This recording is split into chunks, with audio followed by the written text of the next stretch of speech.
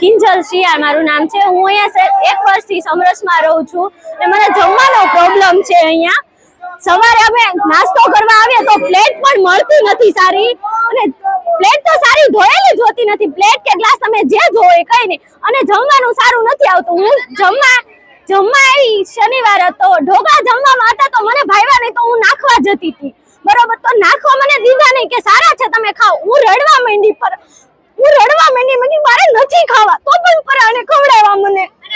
છેલ્લે આમાંથી સિગરેટ નીકળી તો શું અમે સિગરેટ વાળું ખાઈએ?